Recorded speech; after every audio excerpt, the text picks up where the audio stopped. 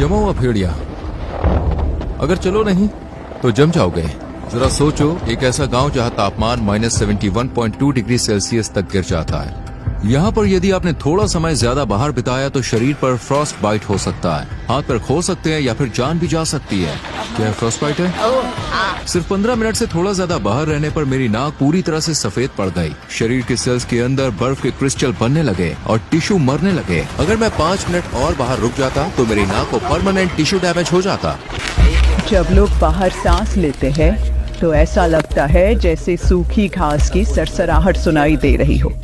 वो आवाज होती है गर्म सांस के बर्फ को क्रिस्टल में बदलने की। मैं धरती की सबसे ठंडी बसी हुई जगह पर हूँ, साल के सबसे ठंडे मौसम में। ये ओमिक्रॉन है। जिंदगी बचाने के लिए मैं 20 से ज्यादा कपड़ों की परतें पहने हुए हूँ, जिनका वजन करीब 14 किलो है। 30 डिग्री सेल्सियस गर्म घर से बाहर कदम रखते ही तापमान में 100 डिग्री से भी ज्यादा गिरावट होती है। इसलिए मैं हाथों में दस्ताने, पैर में बूट, पैंट और कोट पहनता हूँ जो रेनडियर की खाल से बने हैं। और ये भी काफी नहीं होता। अब मैं तुम्हें दिखाने वाला हूँ कि जब बाहर जाना ही जिंदगी की लड़ाई बन जाए तो कैसा महसूस होता है। जैसे ही बाहर निकलते हैं कुछ ही सेकंड्स में पलकें बर्फ से जमने लगती हैं और स्किन में चुभन सी होने लगती है। पूरा गांव ऐसा लगता है जैसे सबने छोड़ दिया हो। मेरी उंगली की टिप ठंड से जल गई। ठंड सिर्फ लोगों और जंगली जानवरों को ही नहीं पकड़ती, ये हर चीज को ठप कर देती है। फोन काम करना बंद कर देते हैं या सीधे बंद हो जाते हैं। बाहर खड़ी कारें कुछ घंटों में पूरी तरह जम जाती है। जमीन हमेशा जमी रहती है, इसलिए यहाँ कोई फल या सब्जी नहीं उगती। हमने मॉस्को से फ्लाइट लेकर पूर्व की तरफ 7 घंटे उड़ान भरी और याकुत्स्क पहुँचे। वहाँ से फिर करीब 18 घंटे और 900 किलोमीटर का रोड ट्रिप किया। अब रात के 2 बजे हैं और हम आखिरकार दुनिया के सबसे ठंडे गांव पहुंच गए। थर्मामीटर -60.5 डिग्री सेल्सियस दिखा रहा है। जब हमने कार से बाहर कदम रखा ऐसा लगा जैसे किसी दूसरे ग्रह पर आ गए हों। नाक के अंदर बाल जम गए थे और हर सांस के साथ वो चुभने लगे। यहाँ की सूखी हवा इतनी तेज है कि हमें लगातार खांसी आने लगी। ओमिक्रॉन में करीब 800 लोग रहते हैं जो 1.5 स्क्वायर किलोमीटर के इलाके में फैले हुए हैं। यहाँ बाहर किसी और को देखना लगभग नामुमकिन है, जैसे मानो इस जगह पर वक्त ही थम गया हो। बहुत ज्यादा ठंड है। हम करीब 15 मिनट से बाहर चल रहे हैं। जैसे कि आप देख सकते हैं मेरे दोस्त की पलकों पर बर्फ जमी हुई है, उसकी ऊपरी होंठ पर भी बर्फ की बूंदें दिख रही हैं। इस इलाके में जमीन पूरे साल जमी रहती है। ओमिक्रॉन हमारा इलाका जो पहाड़ों से घिरा हुआ है, यहाँ ठंड इतनी भयानक होती है कि तापमान -63 डिग्री सेल्सियस या यहाँ तक कि -64 डिग्री सेल्सियस तक गिर जाता है। क्योंकि ओमिक्रॉन एक घाटी में बसा है तो यहाँ हवा भी नहीं चलती। ठंड बस बैठ जाती है और रुकी रहती है। इस जमी हुई जमीन की परत को परमाफ्रॉस्ट कहते हैं, जो सैकड़ों मीटर गहरी हो सकती है। इस जानलेवा ठंड से बचने के लिए गाँव वालों ने एक सेंट्रल हीटिंग सिस्टम बनाया है। एक कोयले से चलने वाला बॉयलर पाइप्स के जरिए ज्यादातर घरों तक गर्मी पहुंचाता है। ये सिस्टम हर वक्त चलते रहना चाहिए। अगर थोड़ी देर भी बंद हो जाए तो सबकी जान खतरे में आ सकती है। यहाँ के घर अंदर से आम गांव के घरों से बिल्कुल अलग होते हैं। सेंट्रल बॉयलर से जुड़े हीटिंग पाइप्स हर कमरे से होकर गुजरते हैं ताकि घर गर्म रह सके। जमी हुई जमीन पर घर बनाने के लिए पहले मोटी लकड़ी की बीम बिछाई जाती है ताकि एक फ्लैट बेस मिल सके। फिर उस पर मेन लकड़ियाँ लगाई जाती हैं। उसके बाद 30 सेंटीमीटर मोटा सा फ्लोर बिछाया जाता है। फिर इंसुलेशन और लास्ट में फिनिशिंग फ्लोर आता है। हर दीवार 7 लेयर से बनी होती है। बाहर लकड़ी, फिर मेन इंसुलेशन के लिए बेसाल्ट फूल, इसके बाद प्लास्टर, जाली, फोम इंसुलेशन, फिर एक और प्लास्टर की परत और आखिर में अंदर की तरफ लकड़ी का पैनल। खिड़कियाँ ट्रिपल ग्लेज्ड होती है जो इस हड्डी जमा देने वाली ठंड के खिलाफ एक मजबूत ढाल बनाती है। अटारी को भूसे और मिट्टी से इंसुलेट किया गया है। इन सब के साथ एक स्टोव या हीटिंग सिस्टम मिलकर घर को पूरी तरह से गर्म रखता है। लगभग हर घर में एंट्रेंस रूम को जानबूझकर बिना हीटिंग के छोड़ा जाता है। हम अपने घर के सामने वाले कमरे में सब कुछ फ्रीज करके रखते हैं। देखो ये फ्रिज, ये नेचुरल फ्रिज है। यहाँ मैंने दूध और मीट फ्रीज करके रखा है। सब कुछ ठंड में ही स्टोर होता है।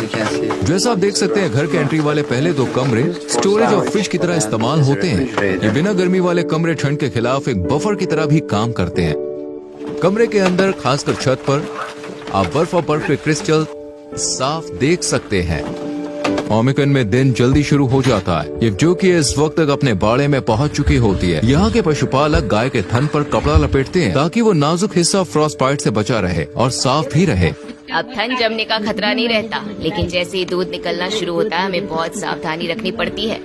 ओमेकन की इस एक्सट्रीम ठंड की वजह से किसी भी घर में पानी की पाइपलाइन नहीं जाती है, क्योंकि वो तुरंत जम जाएगी। गायों को हर सुबह बाहर इस ठंड में निकलना पड़ता है और नदी तक जाना पड़ता है पानी पीने के लिए। एक एक करके सब गाय बर्फ से भरे इस बर्फीले नर्क में उतरती हैं। तेजी से चलती हैं क्योंकि उन्हें पता होता है कि बहुत देर बाहर रुकना जानलेवा हो सकता है।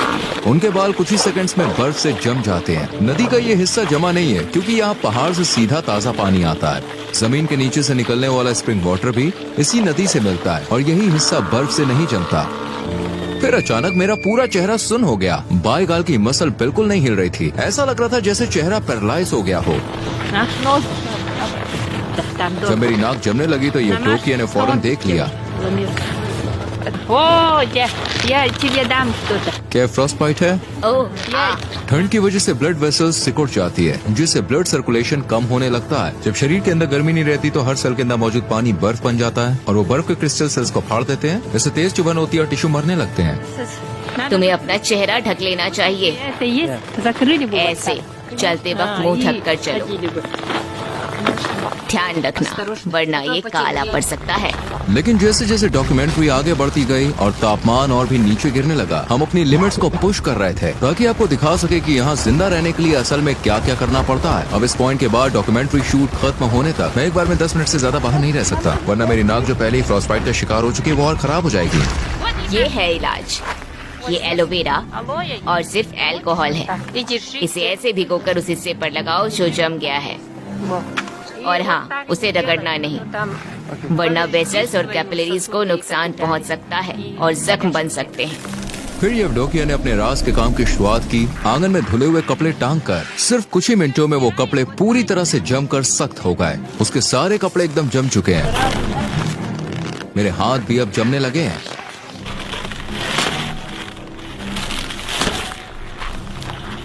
इसके बाद वो सीधे अपने बाड़े की तरफ गए गायों का दूध निकालने के लिए।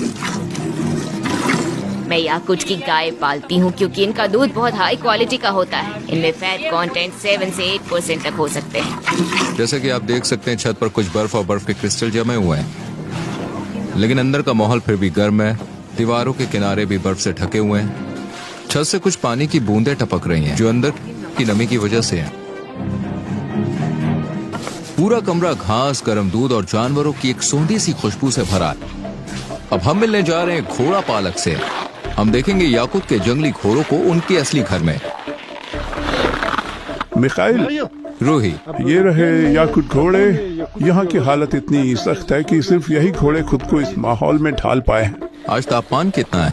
यहाँ का तापमान करीब -50 डिग्री सेल्सियस है और बाहर ज्यादा देर रहना मुश्किल होता है। हमारे पास खुले मैदान में फेंसिंग का एक सिस्टम है। ये घोड़े ज्यादातर खुले में ही चरते हैं। इन याकुटियन घोड़ों को गर्म शेल्टर की जरूरत नहीं होती। ये -70 डिग्री सेल्सियस की ठंड में भी दिन रात खोले में रह सकते हैं।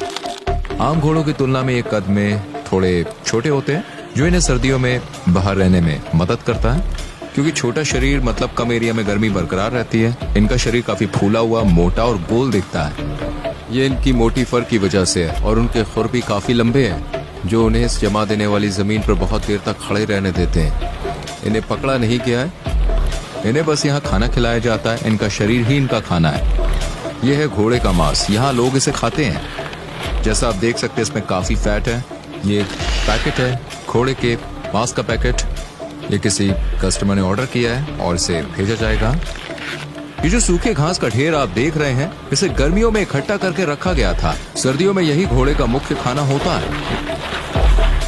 खाइल ने हमें अपने घोड़े का मांस और लिवर चखने को दिया, जिसे इस इलाके में सिर्फ कच्चा और जमा हुआ ही खाया जाता है। घोड़े का कच्चा मांस। इसमें ढेर सारे विटामिन और जरूरी न्यूट्रिएंट्स होते हैं। क्योंकि यहाँ फल सब्जी नहीं होती, तो हमें सारे विटामिन मीट से ही मिलते हैं।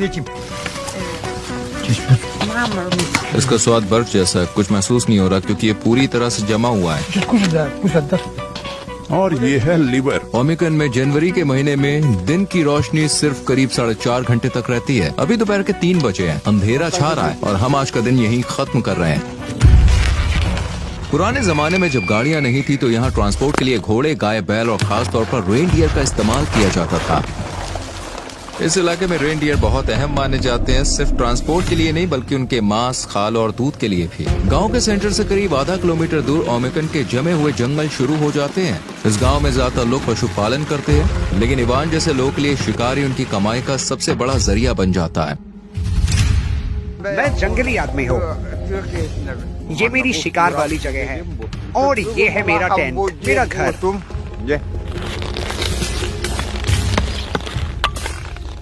वो अभी आग जला रहा है, हमें इस आग की जरूरत है क्योंकि यहाँ बहुत ज्यादा ठंड है।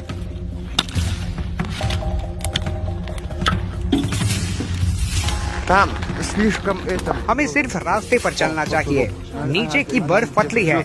हम जमी हुई नदी की तरफ जा रहे थे जहाँ इवान ने एक दिन पहले मछली पकड़ने का जाल लगाया था। इवान ने हमारे कैमरामैन को टाइम पर रोक लिया। वो बर्फ की एक टूटी हुई सतह पर कदम रखने वाला था, एक गलत कदम और वो पानी में गिर सकता था ओ रुको। और भीग सकता था।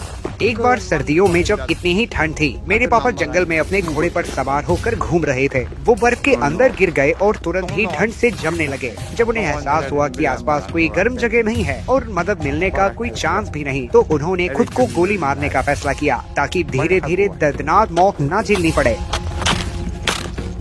थोड़ा पानी लेंस पर गिर गया। ओह माय गॉड, ये तो अभी से जम गया। हमारा कैमरा पहले इतनी ठंड में ठीक से काम नहीं कर पा रहा था और अब ये जमी हुई लेंस तो बिल्कुल बेकार हो गई है। हमें इसे छोड़ना पड़ेगा। जाल निकालने के लिए वो एक छोटी फावड़े से छेद से बर्फ हटा रहा है। जैसी मछलियां बर्फीली हवा में आई वो कुछ ही सेकंड्स में मर गईं। पानी अंदर से गर्म था लेकिन बाहर आती ये मछली शॉक में आ गई और पूरी तरह से जम गई। अब वो जमी हुई मछली को पकड़कर थोड़ा गर्म कर रहे हैं अपने हाथों से रगड़कर, ताकि उसे काटना आसान हो जाए। फिर बड़े ध्यान से वो उसे पतली स्लाइस में काट रहे हैं। जमी हुई और कच्ची जंगली मछली जब ये फ्रीज होती है तो ऐसा लगता है जैसे आप सिर्फ बर्फ खा रहे हो। इसे नमक के साथ खाना चाहिए। सर्दियों में मछलियों में ढेर सारे विटामिन होते हैं। टेंट के अंदर गर्मी है लेकिन बाहर की परत पूरी तरह से बर्फ से जमी हुई है। आप देख सकते हैं वो आग को तेज कर रहे हैं और थोड़ी मछली प्रकृति को अर्पण कर रहे हैं। हे प्रकृति की आत्मा, हमारा ये तोहफा स्वीकार करो। हमें शिकार में सफलता दे और अपनी जमीन की समृद्धि से हमें नवाजें। उनके शमानी विश्वास के मुताबिक उन्हें शिकार की आत्मा को संतुष्ट रखना होता है, वरना अगली बार शिकार में कुछ हाथ नहीं लगेगा। अब हम जंगल की तरफ बढ़ रहे हैं। इवान इस बार कोई बड़ा शिकार करना चाहते हैं। ऐसा लग रहा है जैसे यहाँ से अभी अभी कोई जानवर गुजरा है। जमीन पर पैरों के निशान और थोड़े पेशाब के धब्बे दिख रहे हैं। देखो, ये रोड डियर के पैरों के निशान हैं। हम उसके काफी करीब आ चुके हैं। क्योंकि मैं 10 मिनट से ज्यादा वक्त तक बाहर ठंड में खड़ा रहा, मेरी नाक फिर से सुन्न होने लगी। अब मुझे और सावधान रहना पड़ेगा। मुझे अपनी नाक महसूस ही नहीं हो रही है। ओके, उस तरफ से वो भागते हुए जंगल की ओर गया था। ओके। मैं जाल वहीं लगाऊंगा। उन्हें उम्मीद है कि कोई बड़ा जानवर इसमें फंसेगा। शिकारी को पता है कि जानवर हर दिन एक ही रास्ते पर चलता है, इसलिए वो उसी रास्ते पर जाल बिछा रहे हैं।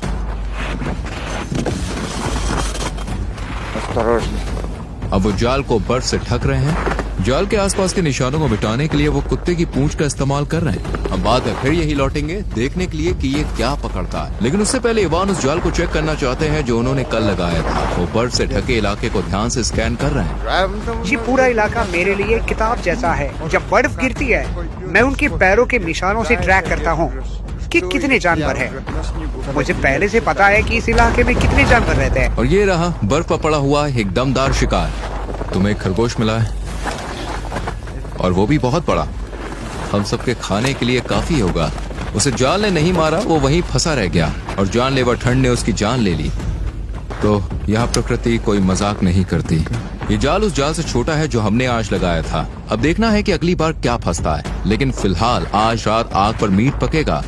ओम्याकान में खरगोश बहुत मिलते हैं। युद्ध के समय हमारे लोग इन्हीं खरगोशों का शिकार करके जिंदा बचे थे। तुम्हारा ने खरगोश पकाया, अपने घर में डिनर टेबल तैयार की। इसमें बिल्कुल फैट नहीं है, ये बहुत लीन मीट है, थोड़ा सूखा लगता है। आगे आने वाले कुछ सीन शूट करना हमारे लिए सबसे मुश्किल था, लेकिन द ओलेंगोव्स की मदद से, जो रूरल रशिया पर यूट्यूब का सबसे बड़ा चैनल है, हम ये सब शूट कर पाए। सुबह की पहली रोशनी में हमें घर के पास कुछ ऐसा दिखा जिसकी उम्मीद नहीं थी। एक विशाल सांप की मूर्ति जो पूरी की पूरी गाय के गोबर से बनी हुई है। उसका वजन 360 किलो से भी ज्यादा है और इसे एक लोकल किसान ने बनाया है। यहाँ का सब जीरो क्लाइमेट पानी की पाइपलाइन को भी चलने नहीं देता। अगर पाइप लगाए जाए तो उसके अंदर का पानी तुरंत जम जाएगा। इसलिए लोग अपनी जरूरतें ऐसे पूरी करते हैं जैसे हाथ धोने के लिए टैंकों में पहले से स्टोर किया गया पानी इस्तेमाल करना। हमारा सिंक काफी पुराना है। नीचे एक बाल्टी रखी है जिसमें पानी गिरता है और जब भर जाती है तो उसे उठाकर बाहर फेंक देते हैं।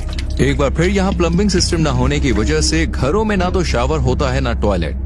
इन जरूरी सुविधाओं को बैग में बनाए गए कैबिन्स में रखा गया है जो बिना हीटिंग के होते हैं। सीवेज सिस्टम न होने के कारण इंसानी वेस्ट वहीं जमा रह जाता है जहां उसे डाला गया है। जैसे ही वेस्ट हवा के संपर्क में आता है वो तुरंत जम जाता है और धीरे धीरे बर्फ के खंभों की तरह जमा होता है जो कभी कभी 1 से 2 मीटर ऊंचे हो जाते हैं और फिर धीरे धीरे टूटते हैं। जब किसी को टॉयलेट जाना होता है तो उसे पहले काफी सारे कपड़े उतारने पड़ते हैं और जल्दी करना पड़ता है ताकि ठंड से जम ना जाए। ये कोई आरामदेह अनुभव नहीं होता। लेकिन ये टॉयलेट थोड़ा अलग है, इसमें हीटर है, पर प्रॉब्लम ये इसे वेंटिलेट नहीं किया जा सकता क्योंकि बाहर की ठंडी हवा हीटिंग सिस्टम को खराब करती है। ओह देखो, अरे वाह। इस तरह के टॉयलेट को ठंड से बचाने के लिए अब भी इस्तेमाल किया जाता है। हालांकि इसके अंदर अक्सर तेज बदबू जमा हो जाती है। नहाने, खाना बनाने, बर्तन धोने या बस पानी पीने के लिए साफ पानी जरूरी होता है। लेकिन यहाँ पानी हासिल करना अपने आप में एक बड़ा प्रोसेस है। लोग यहाँ नदी से बर्फ के ब्लॉक्स काटते हैं, फिर उन्हें पिघलाकर ताज़ा पानी बनाते हैं ताकि रोजमर्रा के काम हो सके। इस वक्त आप जो देख रहे हैं वो एक सफेद चादर जैसी फैली हुई बर्फ है, लेकिन उसके नीचे एक जमी हुई नदी है जो यहाँ पानी का इकलौता स्रोत है। अब वो एक चिसल से मोटी बर्फ को काट रहे हैं। अगर बहुत ठंड हो तो जल्दी काम करना पड़ता है वरना खुद ही जम जाओगे। जैसे जैसे हम एक एक करके ठोस बर्फ के ब्लॉक्स काटते हैं, उन्हें उठाकर स्लेट पर रखते जाते हैं। 1, 2, 3।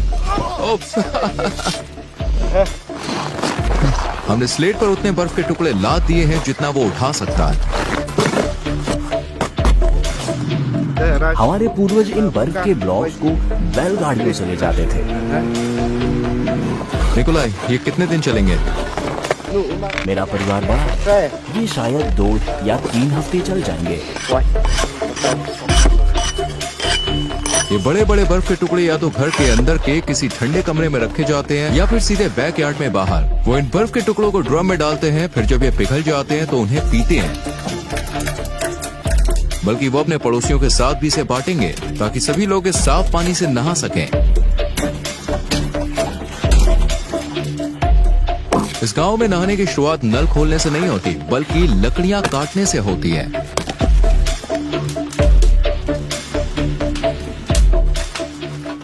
अब वो निकोलाई से लिया गया एक बर्फ का टुकड़ा उठा रहा है और उसे अंदर ला रहा है। हमारे दादा दादी तो 2-2 घंटे तक नहाते हैं। हम आमतौर पर 1.5 घंटे तक नहाते हैं। और तुम्हें अपना नहाना पूरा करने में कितना टाइम लग जाता है? पूरा प्रोसेस लगभग 4 से 5 घंटे लेता है। हम हफ्ते में 1 बार नहाते हैं, शनिवार या रविवार को। अगला स्टेप है जमी हुई शैम्पू की बोतल को स्टोव के पास गर्म करके लिक्विड बनाना। नहाते वक्त ये लोग लोटे से खुद पर पानी डालते हैं। जब नहाना खत्म होता है तो ये फटाफट कपड़े पहनते हैं क्योंकि अब इन्हें 60 डिग्री से बाहर -54 डिग्री सेल्सियस में निकलना है, यानी कुल 114 डिग्री का फर्क।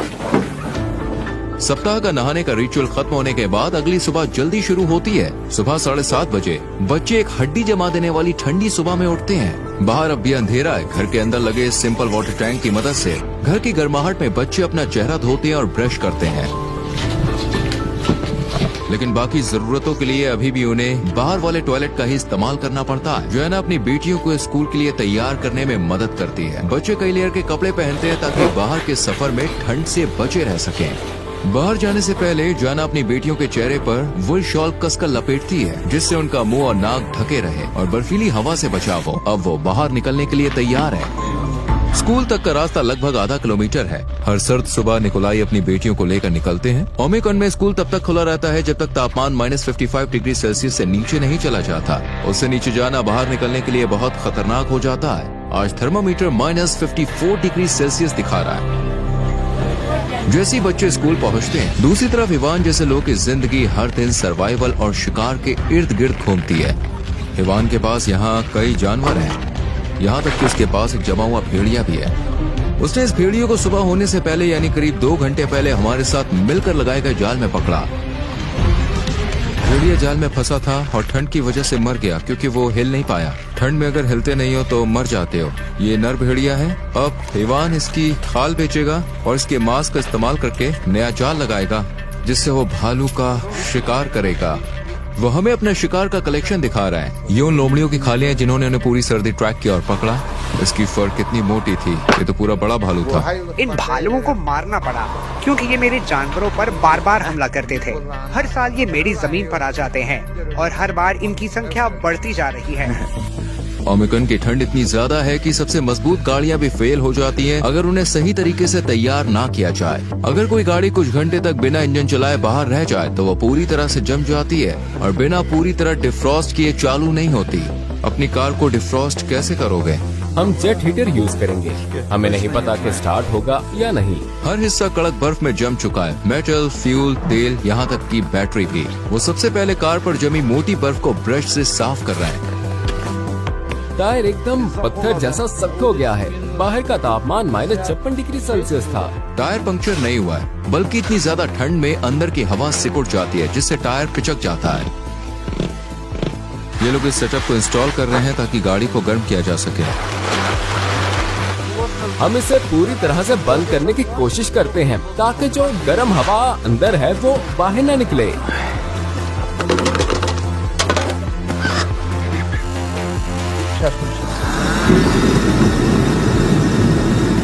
ये लो, इसे पकड़ो।